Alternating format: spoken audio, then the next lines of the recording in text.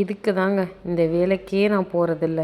இந்த ஈஸ்ட்டை ஆக்டிவேட் பண்ணி பண்ணுற பன்னு, ப்ரெட்டு இந்த ஐட்டம் எதுவுமே எப்போதுமே எனக்கு செட் ஆகாதுங்க. பிஃபோர் மேரேஜ் நிறைய டைம் ட்ரை பண்ணியிருக்கேன். எனக்கு எப்போதுமே ஈஸ்ட்டு கூட ஆக்டிவேட் ஆகாது. அப்படியே கல் மாதிரி நம்ம சப்பாத்தி மாவு பசஞ்சு வச்சா எப்படி இருக்குமோ அப்படியே தான் இருக்கும் என்னோடய டோ. 4 இயர்ஸ்க்கு அப்புறம் சரி ப்ராப்பராக ஒரு டைம் ட்ரை பண்ணி பார்க்கலாமேன்னு ஹோல் வீட்டில் ஒரு ப்ரெட் ரெசிபி தான் நான் ட்ரை பண்ணியிருந்தேன்.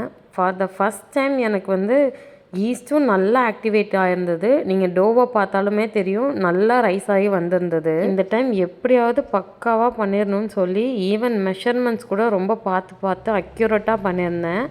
ஈஸ்ட்டு கூடவே நான் லோக்கலில் எப்போதுமே முன்னாடிலாம் சூப்பர் மார்க்கெட்டில் வாங்குவேன். இந்த டைம் அர்பன் பிளாட்டரோட தான் ஆர்டர் பண்ணி அதை யூஸ் பண்ணி தான் நான் பண்ணியிருந்தேன். ஆனால் ஏதோ ஒரு மிஸ்டேக் பண்ணிட்டேன்னு மட்டும் தெரியுதுங்க. ஏன்னா எனக்கு டோ ஃபஸ்ட் டைம் ரைஸ் ஆகி வரப்போவே கொஞ்சம் ட்ரையாக இருந்தது. ஸோ செகண்ட் டைம் ரைஸ்க்கு வைக்கிறப்போ நான் பட்டர் போட்டு தான் மிக்ஸ் பண்ணி வச்சேன். எனக்கு தெரிஞ்சு நான் ப்ராப்பராக ரொம்ப நேரம் நீட் பண்ணாமல் விட்டுட்டணும்னு தான் தெரியுது. ஏன்னா நமக்கு மற்றவங்களோட டெக்ஸ்சர் பார்க்குறதுக்கும் இந்த பன்னோட டெக்ஸ்சருக்கும் எனக்கு நல்லாவே டிஃப்ரென்ஸ் தெரிஞ்சுது. கொஞ்சம் ரஃப்பாக இருந்த மாதிரி தெரிஞ்சது.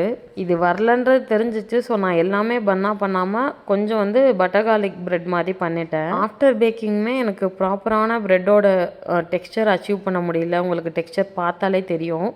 அது ஒரு மாதிரி வெளியில் ஹார்டாக இருந்தது, உள்ளே ஓரளவு சாஃப்டாக தான் இருந்தது. பன்னும் சரி இந்த ப்ரெட்டும் சரி. இதில் என்ன மிஸ்டேக் பண்ணியிருப்பேன்னு உங்களை யாருக்காவது தெரிஞ்சால் எனக்கு சின்னதாக ஒரு டிப்ஸ் மட்டும் ஷேர் பண்ணுங்கள். எனக்கு நெக்ஸ்ட் டைம் நான் கொஞ்சம் ப்ராப்பராக பண்ணுறதுக்காக.